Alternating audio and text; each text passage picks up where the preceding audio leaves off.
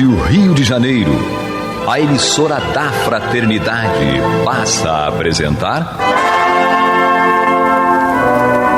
Luz na Penumbra, programa que leva ao seu coração a mensagem da doutrina espírita.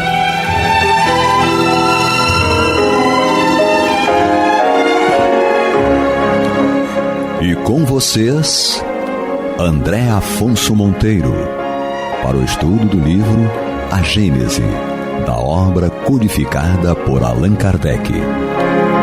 Olá, amigo ouvinte da Rádio Rio de Janeiro, emissora da Fraternidade, a rádio que toda a família pode ouvir, programa Luz na Penumbra, com o estudo da obra A Gênese, comigo, André Monteiro, e aqui também mais uma vez conosco o nosso querido Alexandre Almeida. Seja bem-vindo, Alexandre. Obrigado, André. Votos muita paz a todos. É sempre uma alegria estudar com todos vocês. Muito bem. E ali na técnica, o nosso querido Pablito.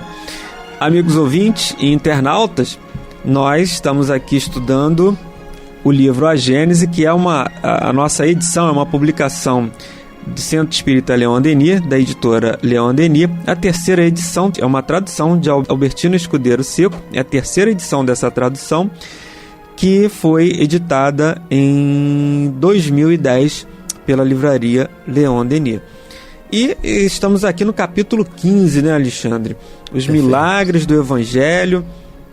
E estamos aqui encerrando o item 9, em que Kardec faz um resumo dos outros itens estudados, né? A dupla vista, a estrela dos magos, os sonhos, o beijo de Judas, a pesca milagrosa, a vocação de Pedro, André, João e Mateus. E Kardec ele vem falando dessa capacidade anímica de Jesus, de penetração no pensamento das pessoas, essa dupla vista que ele possuía, ou seja, olhar com os olhos do espírito, não com os olhos da matéria, ter a percepção espiritual do que ocorre naquele ambiente e, por conseguinte, conseguir captar também os pensamentos das pessoas.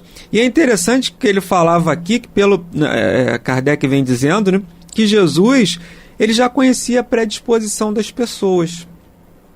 Então é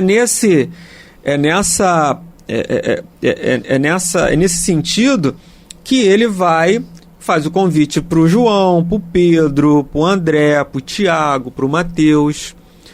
Ele já conhecia essa predisposição dessas pessoas atenderem ao chamado. E em outros momentos também, você vê que assim, Jesus não curou indistintamente a todos. Ele não fez aquela cura. Ele poderia curar todo mundo se tivesse a possibilidade divina, se estivesse na programação de cada um, ele poderia curar.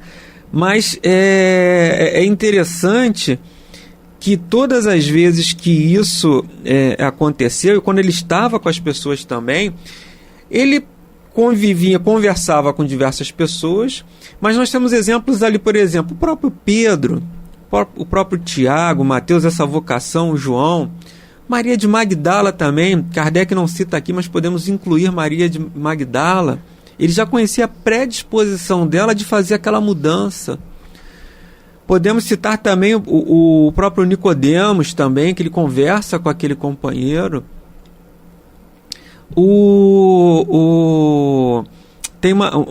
Também podemos citar aqui aquela história, me fugiu até o nome do personagem agora, aquele que era um publicano que estava em cima da árvore, que até alguns dizem que foi uma das encarnações de Bezerra de Menezes. Agora me fugiu o nome dele aqui. Também ele foi jantar na casa dele, e Jesus os próprios discípulos ficaram assim um pouco assustados. Mas você aqui na casa de um publicano, porque o publicano ele era visto como uma pessoa bem complicada, porque ele era o cobrador de impostos, era uma pessoa assim muito mal vista e discriminada no seio da comunidade do povo hebreu. Então, mas ele sabia a predisposição daquelas pessoas ao bem. A própria mulher adúltera, você vê que ele, quando conversa com ela, ele já sabia a disposição íntima dela de fazer uma mudança na sua vida. Temos também a mulher samaritana, que era também uma mulher discriminada pelos judeus, já era discriminada duplamente. Primeiro, por ser mulher, que já sofria uma discriminação da época, e segundo, por ser de Samaria. Então ele passa pelo caminho mais difícil. Será que ele já não sabia que essa pessoa estava esperando lá? Com certeza. Mas Jesus, a gente vai por aqui? Vamos por aqui. Era o caminho mais difícil. Porque para a cidade que eles se dirigiam, aquele caminho era incomum. Então ele passa ali naquela cidade, nas fronteiras daquela cidade, da Samaria, encontra a mulher no poço e desenvolve aquele raciocínio com ela. Muito interessante. Também que a gente não vai entrar aqui no mérito para não desfocar um pouco do nosso tema. Mas você vê que foram tudo possibilidades que Jesus, ele, da mesma forma, né, que ele vê o jumento que estava amarrado, ele sabia que tinha alguém, tinha aquela mulher que estava naquele posto, que ela estaria ali e que eles iam se encontrar e que ela depois passa a divulgar o Evangelho. Ela passa a estudar o Evangelho e ser mais uma evangelizadora da mensagem do Cristo. Ele sabia que isso acontecia. Da mesma forma também que ele fala para os discípulos: não vá ter com gentios. Ide primeiro ao povo de Israel e reunir as minhas ovelhas. Porque ele sabia que os obstáculos seriam grandes. E também teve a percepção do evento de Paulo de Tarso, de Saulo, que era um perseguidor, mas ele sabia que a predisposição íntima de Saulo era desenvolver o cristianismo. E Saulo, convertido, passa a se chamar Paulo e se torna, se o cristianismo hoje é o que é, nós agradecemos a Paulo pelas suas viagens, pelas suas cartas. Divulgou, espalhou o cristianismo. Ele acaba sendo o apóstolo dos gentios, né? Porque ele vai ter, os gentios eram aqueles que não eram da nação do povo hebreu, do povo judeu. Eram politeístas, muitos eram ateus. Então Paulo é esse que vai evangelizar esse povo. E Jesus é que, quando ele vai perseguir, tem aquela famosa passagem lá da porta de Damasco, que Saulo dali deixa de ser um perseguidor dos cristãos e passa a ser um propagador e um divulgador do cristianismo. Mas tudo isso é inerente à predisposição íntima de cada um, né, Alexandre? E também da programação espiritual que aquela pessoa teve. É óbvio que esse aqui não foi por acaso, já havia uma programação espiritual. Eu, você, o Pablo, nós estamos aqui, nós de alguma maneira já programamos lá no mundo espiritual, não as linhas, os detalhes, mínimos detalhes. De a gente não programa, no dia X do mês Y do ano Z, nós estaremos na hora tal, com a roupa tal, gravando o programa Luz na Penumbra da obra Gênesis. Não, mas nós já nos predispomos a estar reencarnados no mesmo núcleo. Isso. No mesmo núcleo coletivo social. Já definimos com quem nós vamos casar, com quem não vamos, se não vamos, qual a religião que nós vamos desempenhar aqui, qual a profissão. Tudo isso já foi, entre aspas, delineado. Mas aonde vamos trabalhar? Em alguns casos até já definimos em qual casa espírita ou qual templo religioso que nós vamos nos filiar, que já estamos filiados do mundo espiritual, né? Isso sim. Mas os pequenos detalhes não. Aí tem ali o nosso livre-arbítrio para a gente poder mudar isso. Mas essa disposição íntima também, ela é inerente à nossa programação espiritual. Então Jesus enxergava isso. Ó, o Alexandre ali. O Gerson também, né, ele tinha muito isso, né? Ele olhava pra gente, você faz isso aqui, faz aquilo outro. Gerson Simões Monteiro nos convidava. Ele também fazia, guardadas as suas devidas proporções, mas o Gerson fez muito isso aqui. Pescador de almas também. Pescador de almas. Ele, você grava aqui esse programa, faz isso, vem pra cá. A nossa biografia é irrelevante, me permite até o adjetivo, mas nós somos um exemplo, porque Sim. Nós estamos aqui convidados por ele anos atrás, independentemente da vida ter nos possibilitado nos conhecermos ainda garotos. Sim, e aceitamos o convite. Quer dizer, já tínhamos essa predisposição íntima de desenvolver um trabalho. Olha que coisa interessante, né? Será que o Gerson também tinha essa visão, essa dupla visão? Mas aí, certamente, através da mediunidade, também a não intuição. podemos dizer que, não por conta do animismo dele, quem sabe, Sim, né? Inspiração. Exatamente, mas a dupla vista aí está. Se por animismo, pura e simplesmente, ou através da mediunidade, é indiferente. A questão é com certeza, né? E eu brinquei aqui, peço permissão aos companheiros, tentando ser bem-humorado, e como eu falei, de fato, a nossa autobiografia, sobretudo a minha, é irrelevante, mas aproveitando o gancho, eu me recordo quando ele me fez um convite, e eu, indeciso, muitas das vezes, já tínhamos passado 2 meses, e um dia eu fui assistir uma palestra no Leon Denis. Ele estava com tempo, estava voltando do trabalho, e vou assistir uma palestra no Leon Denis. Mas não sabia que o seu Gerson era o palestrante da noite. E cheguei lá, um centro cheio, como de costume, foi até a fila do banheiro, e aí, de repente, quando eu estou lá, depois de uns 5, 10 minutos naquela fila, quem sai? Abre a porta. O Gerson. E ele já chegou, eu tive a impressão dele não me ver, certo? E aí, de repente, ele chegou para mim e falou assim, e aí, vai aceitar o meu convite? E foram N encontros assim, sabe?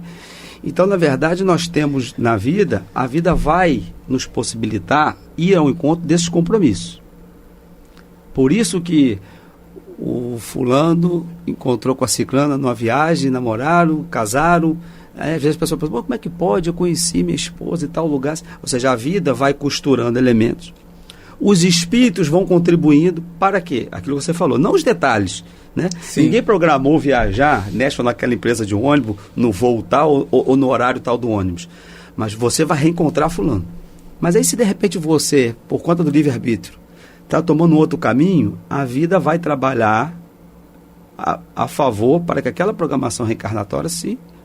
Então os espíritos vão atuar. Não, André, você pega esse caminho, pega esse ônibus, ou vai possibilitar um trabalho para você viajar e você encontrar a pessoa, enfim, as circunstâncias. Então Jesus reencontrou esses personagens que tinham assumido o compromisso no plano espiritual de dar a sua parcela de contribuição. Eu, na minha modesta interpretação, acredito que aquela célebre frase de Jesus para Saulo tenha sido mais ou menos no seguinte sentido: Saulo, pensa, por que tanta perseguição? Porque Jesus sabia que ele tinha o conhecimento de tudo aquilo que ele achava que não tinha, mesmo sem tê-lo conhecido, sem ter bebido diretamente da fonte. Pensa, reflete. O que você está fazendo? Será que essa perseguição, na verdade, dentro de você não tem um conflito? Você, na verdade, quer vir ao meu encontro? Por quê? Porque Saulo, com certeza, havia assumido compromisso, não obstante reencarnar, né, ali como judeu e ter tido uma outra formação, de contribuir. Ou seja, ele não teve diretamente com Jesus, mas já tinha toda uma bagagem espiritual que lhe dava condição para exercer aquela função. Então, quando Jesus encontrou com todos esses personagens, tinha, né, as vibrações espirituais destes, os seus respectivos pensamentos, a predisposição íntima que você falou e os espíritos à volta contribuindo. Então, ele tinha todo um contexto que ele deixava numa situação confortável para atuar de uma forma bem objetiva. Ora, se um espírito iluminado já consegue nos inspirar, intuir em nosso favor, imagine Jesus, né, que estaria atuando diretamente, dizendo, por que você me persegue? Não, faça isso, ou as advertências dele. Então nós temos que estarmos atentos a tudo aquilo que a vida nos convoca acerca da questão espiritual, as nossas intuições, os nossos pensamentos. Daí a importância da prece e da vigilância, que vai nos colocar em sintonia com aquilo que é o melhor para nós. Amigos ouvintes, nós estamos estudando o capítulo 15 da obra Gênesis, os Milagres do Evangelho, item 9, Comigo, André Monteiro, também aqui o nosso querido Alexandre Almeida e ali na técnica o Pablito. Mas Kardec ele continua aqui finalizando o item agora, Alexandre, dizendo o seguinte, ó. Muitas vezes, supondo que um pensamento se acha sepultado nos refolhos da alma, o homem não suspeita que traz em si um espelho que o reflete, um revelador na sua própria irradiação fluídica, que se encontra impregnada desse pensamento. Então, o fluido, como nós já estudamos nos itens anteriores, no capítulo 14, ele vai ser esse condutor, né? Imagine um grande aquário, tem a água ali, né? E nós estamos ali, né? No meio daquele, entre nós aqui, esse bem fluido colocado. Nos envolve, né? Se víssemos o mecanismo do mundo invisível que nos cerca, as ramificações dos fios condutores do pensamento que ligam todos os seres inteligentes, corpóreos e incorpóreos, os eflúvios fluídicos carregados das impressões do mundo moral e que, como correntes aéreas, atravessam o espaço, ficaríamos muito menos surpresos diante de certos efeitos que a ignorância atribui ao acaso. E aí ele faz uma remissão ao capítulo 14 dos fluidos, o item 22 e seguinte. Isso aqui é muito interessante, né, Alexandre? Porque Paulo já falava isso, já citamos Paulo aqui, né? Tem uma nuvem de testemunhas, de uma nuvem de testemunhas, né? Ele cita isso em uma das suas cartas. Os Espíritos falam aqui também que estamos sempre em O Livro dos Espíritos, que nós estamos em constante interação com o mundo espiritual. E Kardec ele limita aqui esse pensamento à questão da possibilidade de Jesus interagir conosco pelo nosso pensamento, e aquilo que a gente acha que está aqui escondido em nós, ele está irradiando. E por isso que até que nós falamos da questão do médium, né, quando vai no atendimento fraterno, porque ele entra naquela sintonia, exato, capta aquele pensamento. Nem sempre isso acontece, mas na maioria das vezes pode ocorrer. E isso se dá tanto para as coisas boas... Sem dúvida. É porque a sintonia... Por exemplo, para a gente sintonizar a Rádio Rio de Janeiro, nós temos que ter um aparelho receptor, um radinho de pilha, um radinho elétrico, seja o que for, mas que pegue lá essa onda AM, essa frequência AM. E temos que sintonizar no 1400, girar lá o botãozinho e apertando até chegar no 1400, certo, e ver se o sinal chega bem até a nossa residência. Tem que ter uma precisão, né? Tem que ter uma precisão, então tem que ter um conjunto de fatores. Então, se o sinal não estiver bom, você não vai conseguir sintonizar. Se você não tiver o aparelho adequado, você não vai conseguir. Você não vai conseguir, por exemplo, sintonizar o 1400 AM num rádio que só pega FM. Então, da mesma forma, aí eu pergunto para você, Alexandre, se eu estou com pensamentos negativos, com pensamentos assim de raiva, de ódio, de desejo de vingança, qual a frequência, qual a sintonia, quais os espíritos que eu vou me sintonizar? É diferente se eu estou numa dificuldade, aí eu entro em prece e oro para Deus, oro para os bons espíritos. Mas se eu estou ali naqueles sentimentos muito negativos, a raiva, qual o espírito ali que realmente vai se sintonizar comigo? Porque Kardec está dizendo aqui, é um fio condutor, o fluido está ali transmitindo, sendo o instrumento, sendo o fio condutor dessa mensagem, desse meu pensamento.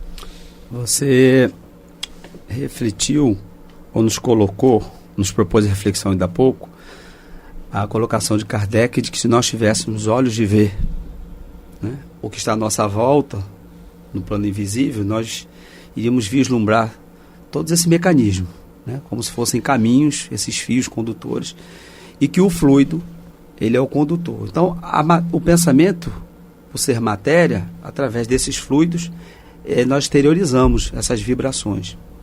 Então, quando estamos com o pensamento em harmonia, por exemplo, na prece, como você colocou, naturalmente, que vamos, por uma questão de precisão, conforme o exemplo que você deu do rádio, encontrar fluidos da mesma proporção, né, das mesmas características. Em contrapartida, se estamos com o pensamento e com as ideias conturbadas, os fluidos que serão emanados serão compatíveis com aqueles que estão à nossa volta. Então, muito provavelmente, por que não dizer certamente, através dessa mesma precisão, nós vamos entrar em sintonia com essas mentes que também estão exteriorizando vibrações pesadas. André Luiz, no livro No Mundo Maior, ele coloca que quando nós pensamos alguma coisa, esse pensamento ele se exterioriza, né? Ele irradia, melhor dizendo, para o universo e atrai magneticamente exatamente as vibrações e os fluidos característicos com esses, mas retorna ao ponto de origem. Aí eu lembrei de Francisco de Assis, é dando que se recebe. Então, quando, por exemplo, então nós já sabemos, olha a justiça divina, essa recompensa, ela é imediata. Se eu externei e irradiei um pensamento bom, automaticamente ele atrai as vibrações compatíveis com esse, mas como é da lei isso voltar ao ponto de origem, eu recebo muito mais. Da mesma forma como você colocou. Se eu, infelizmente, estou com um pensamento pesado, um pensamento criminoso, essas vibrações pesadas vão atrair vibrações características e voltam também ao ponto de origem. Isso é que muitas das vezes vai nos deixar com aquela patologia, doentes emocionalmente. Sim. E eu acho que um exemplo, se você me permitir, do próprio Evangelho, da própria Escritura, é que, porque diferente do rádio, que nós colocamos aqui como analogia, uma vez sintonizado ele fica, né? Se nós não formos lá. Agora, a nossa mente, como o ser humano ele não para de pensar, para nós sairmos dessa sintonia, de segundo a segundo... Não, nós temos Pedro. E eu acho que é essa passagem. Se você quiser, você pode continuar. É aquele que Jesus pergunta, né? Pedro, que dizem os homens sobre mim? Mais ou menos assim. E aí Pedro diz... diz você é o filho de Deus. Isso. Né? E aí o Messias, ele...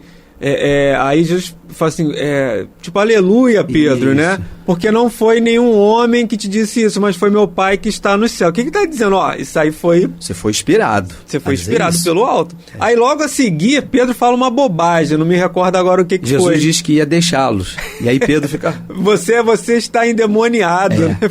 Sai de mim, porque você está... mais ou menos isso. Quando Jesus disse que ia deixá-los, que ia morrer, aí Pedro ficou nervoso, não pode, mestre, não pode. Aí Jesus já percebeu que ele estava em sintonia com ele, falou, sai dele. Ou seja, naquela fração de segundo, Pedro, que estava em sintonia com o alto, deu sintonia. Então, o que você colocou é extremamente importante, sobretudo para nós médios, é claro que para todas as pessoas, porque uma vez sendo instrumento, né, dessa comunicação entre esses dois mundos, o médium ele vai ter um papel preponderante nessa questão. Sim, sim. Fora da casa espírita, dentro da casa espírita, já que ele será um instrumento, então esse pensamento tem que estar sob vigilância para evitarmos essa sintonia muitas das vezes desagradável. Isso tem aquela questão que quando você está numa perturbação, num momento difícil, triste, doente, aí você, num momento de lucidez, você faz uma prece, óbvio, se você está mal, está passando por uma dificuldade, você vai estar ali com o pensamento prejudicado, mas porque o seu íntimo está assim, mas você faz uma prece e você se eleva. Você eleva ali o seu pensamento. E o Leon Denis, ele diz isso no livro No Invisível, que para sintonia com os bons espíritos, os espíritos estão numa faixa, nós estamos em uma faixa bem inferior, e aí você tem que elevar o seu pensamento, e os espíritos também, não é que ele reduz a vibração dele, né, mas ele dá ele coloca numa condição para que essa comunicação aconteça, porque ele está numa outra esfera, num outro plano, um espírito elevado. Numa outra configuração, né? Numa outra versão. Então ele tem que meio que baixar um pouco a frequência dele, né? Mas, amigos ouvintes, nós chegamos ao final do programa de hoje, desejando muita paz em seus corações. Volte muita paz a todos, obrigado. Você está ouvindo pela Rádio Rio de Janeiro o programa Luz na Penumbra.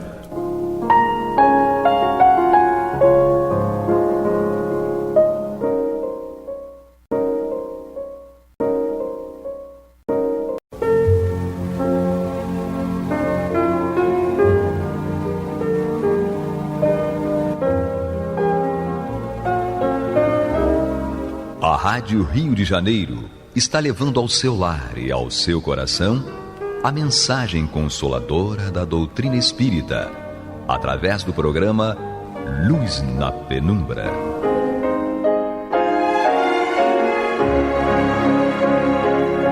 E agora com vocês, Nádia do Couto Vale, para comentar o céu e inferno ou a justiça divina segundo o Espiritismo, da obra codificada por Allan Kardec.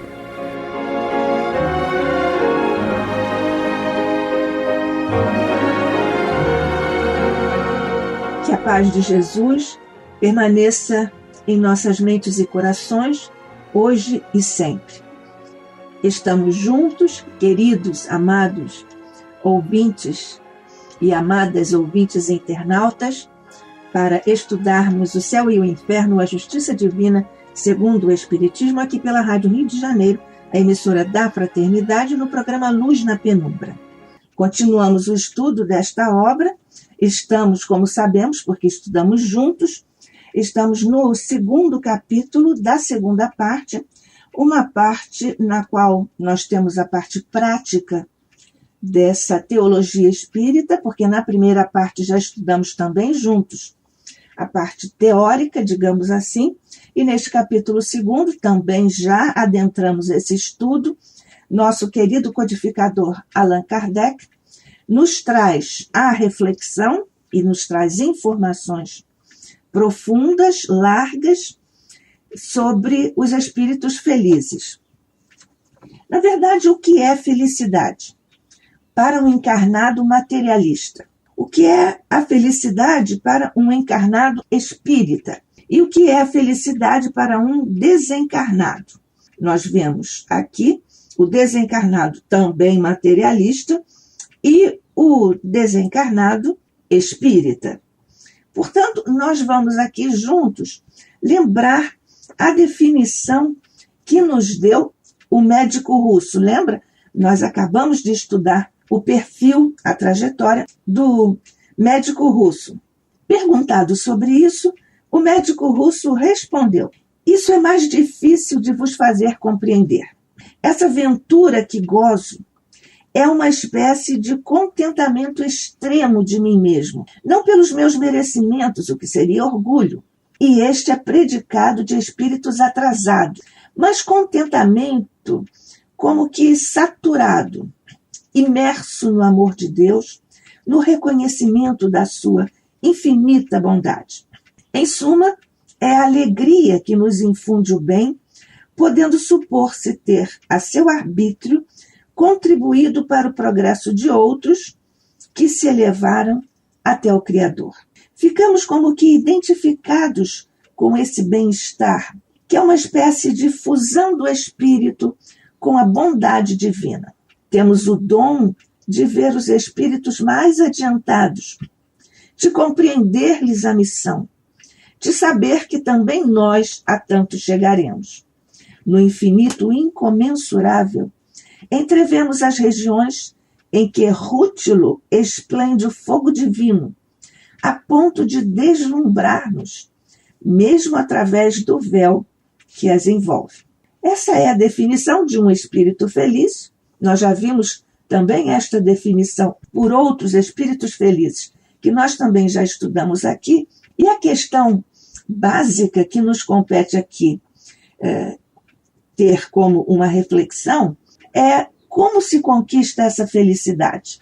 Cada espírito tem a sua trajetória até que, livre de suas imperfeições morais, o que define o peso específico do perispírito, também já estudamos esta definição, este conceito de André Luiz, nosso querido mentor.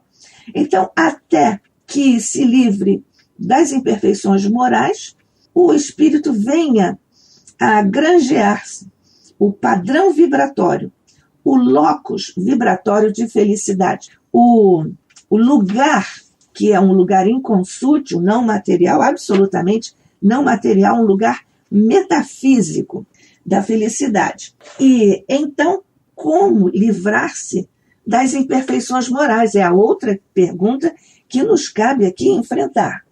Pela vontade, pelo trabalho no bem, isso com, naturalmente, a inclinação e a decisão do próprio espírito, mas também através de provas e expiações, que são os mecanismos da lei que fazem o espírito, que nos fazem voltar ao trilho para continuarmos a trajetória rumo à nossa própria felicidade, que é uma construção de cada um de nós. Nesse particular, o que é uma prova e o que é uma expiação? Muito basicamente, porque vamos estudar isso mais à frente, a expiação é uma situação que não pode ser modificada pelo arbítrio, pela vontade da criatura. São as grandes enfermidades cuja etiologia é desconhecida pela medicina e, portanto, não há como negociar, digamos assim, com a lei. Já com as provas, há um espaço para o espírito negociar com a lei e adiar um pouquinho ou amenizar aquela prova. Já a expiação é como uma cirurgia, não há como fugir a ela. Mas a expiação só chega depois que a lei já nos deu muitas oportunidades de, pela nossa própria vontade, vencermos, digamos assim, na categoria de provas, esse retorno ao eixo da nossa trilha evolutiva. Agora, se essa é a felicidade, qual é o preço das coisas do céu? O espírito Bernardin, que tem uma comunicação em Bordeaux, em abril de 1862, que é o espírito que nós estamos estudando agora juntos, ele é um espírito feliz através da expiação, que era o que faltava também para ele voltar ao eixo. E a sua última encarnação, nessa experiência, ele viveu entre 1400 e 1460, portanto, ele desencarnou com 60 anos. Viveu no opróbrio e na miséria. Teve um trabalho incessante todos os dias para dar, segundo ele, escasso pão à família. Portanto, um estado de pobreza. E ele disse que a família dele, como filho, era uma família numerosa. E ele nunca teve nenhuma posição do ponto de vista social. Servia a quem melhor pudesse auxiliá-lo a levar sua vida. E a época em que ele estava encarnado, ou seja, aqui no século XV, era uma época de servidão cruel. Ele provou todas as injustiças, fadigas e dissabores. Por exemplo, ele declara aqui à mesa mediúnica que ele viu sua mulher ultrajada, seus filhos raptados, suas filhas raptadas e logo repudiadas, seus filhos levados às guerras de pilhagens e crimes para depois serem enforcados por faltas não cometidas. Nós vemos aqui nitidamente a lei. Nós vemos aqui a lei de causa e efeito em pleno curso. No entanto, ele declara: amava o verdadeiro Senhor, e quando o que me oprimia na terra sobrecarregava o fardo das minhas dores, dizia eu: meu Deus, dá-me a força de suportar-lhe o peso sem queixumes. Expiava, meus amigos, diz ele. E aqui está um exemplo do que seja a expiação. Nós vemos que todo esse contexto da encarnação de Bernardin, como esse homem lá no século XV, não havia como ele alterar o curso dos acontecimentos. Ele estava imerso em uma estrutura social de crueldade, social de servidão cruel. Portanto, para que isso acontecia? Para o despertamento de sua consciência e para ele se dar conta da lei de causa e efeito. porque Bernardin, então, suportava tudo isso sem poder queixar-se, diz ele. E diz: se o soubesseis, pobres amigos, o que padeci na minha longa existência. Isso aqui, naturalmente, está nesse conceito de longa existência no século XV, porque ele viveu de 1400 a 1460, nós vemos que a expectativa de vida estava abaixo dos 60 anos. Portanto, e hoje, uma encarnação de 60 anos não é mais considerada tão longa assim, porque a expectativa de vida aumentou para o homem na Terra nos últimos séculos, particularmente nas últimas décadas. E nós todos já sabemos isso. No entanto, como nós sabemos que aquele que cumpre a lei de Deus recebe inevitavelmente a sua recompensa, então Bernardin conta: ao sair da rude provação, aqui ele se refere à provação, mas a distinção conceitual é exatamente essa. A expiação, digamos assim, é uma provação que o espírito não tem como alterar. Como nós não podemos aqui também alterar muitos detalhes, muitas circunstâncias da nossa encarnação. Então, ao sair da rude provação, diz Bernardin, o Senhor recebeu-me na sua santa paz, e o meu mais caro voto por reunir-vos a todos, irmãos e filhos, dizendo-vos, por mais cara que a julgueis, a felicidade que vos espera há de sobrelevar o preço. Nós dizemos, corriqueiramente, que tudo tem seu preço. Ora, se nós estamos dispostos a pagar tantos preços, às vezes altos, do ponto de vista aqui material, quando encarnados, imaginemos então o preço que nós não devemos querer pagar para conquistarmos a felicidade. E estamos fazendo isso estudando, como agora. Eu sou Nádia do Couto Vale, estudando com você, amigo, amiga, ouvinte, internauta, o capítulo 2 da segunda parte desta obra, O Céu e o Inferno, ou a Justiça Divina segundo o Espiritismo. E Bernardin disse mais. Ele disse: eu esperava, e o Senhor concedeu-me essa felicidade que não existe na Terra. Nós vemos aqui a força do exemplo de Bernardin, e é exatamente o objetivo desta segunda parte, quando nós podemos acompanhar, através de vários capítulos, nos quais nós aprendemos como a lei de Deus atua sobre nós para corrigir os nossos comportamentos errados, costumeiramente dizemos equivocados, mas então é a força do exemplo. Lá na resposta ao nosso querido Allan Kardec, nosso amado codificador, em O Livro dos Espíritos, nós aprendemos na resposta à pergunta que tomou o número 274, que a autoridade moral é irresistível. Portanto, o ascendente moral é irresistível.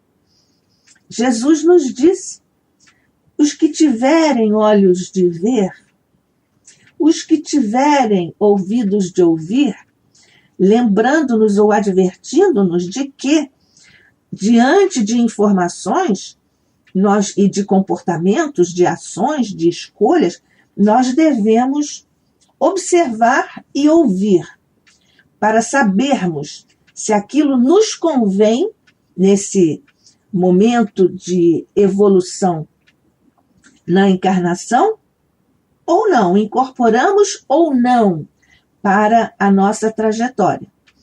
Claro que o exercício também nos informa sobre o que nós não devemos fazer e sobre o que nós não devemos dizer. E Bernardin aconselha: a todos vós, portanto, coragem, paciência e resignação. Tu, meu filho, guarda o que te dei e que é um ensinamento prático. Quem aconselha é sempre mais acatado quando pode dizer: suportei mais que vós, e suportei sem me queixar. Este é o exemplo da autoridade moral de que nos falam os espíritos orientadores da humanidade, respondendo à pergunta 274 de nosso amado codificador Allan Kardec. Mas ele é indagado à mesa mediúnica se ele não teve outra encarnação, porque desde o século XV ele deveria, era de se supor que ele tivesse tido outra encarnação, e ele diz que teve essa encarnação de 1400 a 1460, e depois ele teve uma outra encarnação como missionário da fé. Porém, diz ele, da fé pura, verdadeira, provinda de Deus, não manipulada pelos homens. Nós vemos aqui que o missionário da fé é um perfil que nós conhecemos, evidentemente, no mundo, mas há dois tipos, basicamente. O missionário da fé, instituído por uma organização, como se fora, ou como se fosse, ou como é, muitas vezes, uma espécie de profissão, e o outro tipo é o missionário da fé instituído pela própria consciência. A fé pura, verdadeira, provinda de Deus, o que é isto? É exatamente uma espécie de chip divino que Deus colocou na profundidade do psiquismo do homem, do espírito, para que ele pudesse sempre estar ligado ao Pai, ou ligado a Ele, nosso Pai. E que não é essa fé pura, verdadeira, não é manipulada pelos homens. A nossa fé raciocinada no Espiritismo não pode ser manipulada por ninguém porque diz respeito aos rigores do exercício da razão. Mas é exatamente nesse capítulo em que a fé não é manipulada pelos homens, a fé é verdadeira. Mas a fé que não é verdadeira é construída, ou pelo menos ela é vilipendiada, ela é distorcida, pelos chamados falsos profetas, que estão listados lá em O Evangelho segundo o Espiritismo, no capítulo 21, itens 8 e 10. Trata-se da primeira epístola de João, no capítulo 4, versículo 1. Diz João: meus bem-amados, não creais em qualquer espírito, experimentai se os espíritos são de Deus, porquanto muitos falsos profetas se têm levantado no mundo. Os falsos profetas, nós sabemos, é exatamente um perfil que nós já estamos instrumentalizados pelas orientações da doutrina espírita para identificar. Nós precisamos examinar as obras, as palavras desses que são os falsos profetas para vermos se são verdadeiros ou não. Se são amargos os frutos, má é a árvore, lição do Evangelho de Jesus. Nós precisamos também examinar se eles possuem no mais alto grau as virtudes cristãs e terrenas. A caridade, o amor, a indulgência, a bondade, e se agem de acordo com isso. Muitas vezes os valores são proclamados, quer dizer, são ditos assim como palavras, mas não são vividas essas orientações evangélicas no diário, no momento do cotidiano desses espíritos. Devemos também, nessa análise, desconfiar das palavras melífluas, essas que vão assim escorregando, saindo pelos lados, não enfrentando os conceitos na profundidade. Nós lembramos dos escribas e fariseus que oram nas praças públicas em longas túnicas, advertência de Jesus em seu Evangelho. E devemos também fugir de tudo que represente um átomo de orgulho. Essa é a característica dos falsos profetas, nós bem o sabemos. Enfim, desconfiai dos falsos profetas. A frase é absolutamente verdadeira, perfeita, está em O Evangelho segundo o Espiritismo, no capítulo 21, no item 9. E neste mesmo item 9, nós temos ainda a seguinte orientação. É útil em todos os tempos essa recomendação, qual seja, desconfiai dos falsos profetas. Essa desconfiança é uma postura que nós devemos ter diante deles. É útil em todos os tempos essa recomendação, mas, sobretudo, nos momentos de transição em que, como o atual, e ele estava falando aqui, os mentores, os espíritos orientadores da humanidade e Allan Kardec estavam falando no século XIX. E nós continuamos esse período agora de transição de uma forma bastante consistente. Então, é útil em todos os tempos essa recomendação, mas, sobretudo, nos momentos de transição em que, como o atual, se elabora uma transformação da humanidade, porque, então, uma multidão de ambiciosos e intrigantes se arvoram em reformadores e messias. Mas há também os falsos profetas da erraticidade. Está no Evangelho segundo o Espiritismo, no item 10. Eles são em maior número até na erraticidade do que aqui no plano material. São espíritos orgulhosos, aparentando amor e caridade, e semeiam a desunião, retardam a obra de emancipação da humanidade. São sistemas absurdos, que noções rudimentares de ciência contradizem. Fazem com que seus médiuns os aceitem. Apropriam-se de nomes respeitados pela humanidade, disseminam antagonismos entre grupos e os impelem a isolarem-se uns dos outros e a olharem-se com prevenção. Portanto, é a desunião. Desconfiar de comunicações que trazem caráter de misticismo e singularidade, que prescrevem cerimônias e atos extravagantes.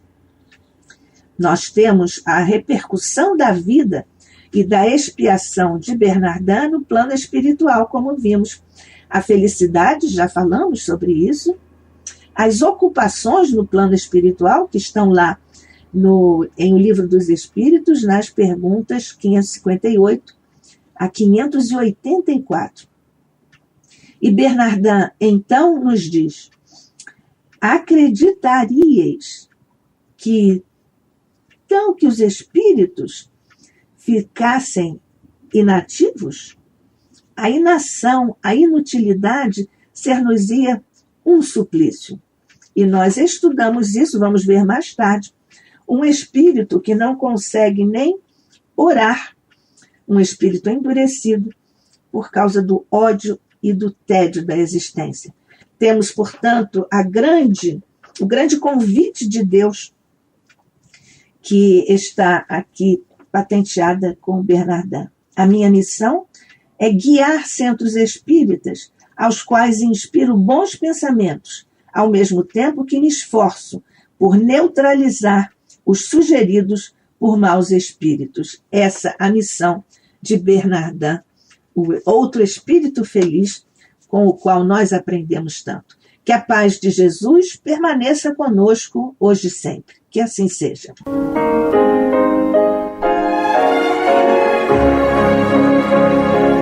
E vamos ouvir agora a prece de encerramento de nosso programa, na voz de Geraldo de Aquino.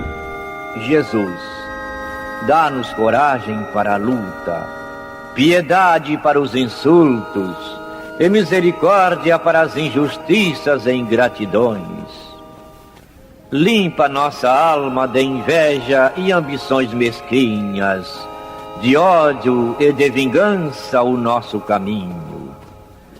E que dentro em pouco, ao recolher-nos de novo ao calor do nosso leito, para que o sono nos dê a paz e o esquecimento das tristezas humanas, possamos sentir, Senhor, no mais íntimo de nosso ser, a doçura indefinível do teu amor e a grandeza incomparável da tua divina presença. Que assim seja.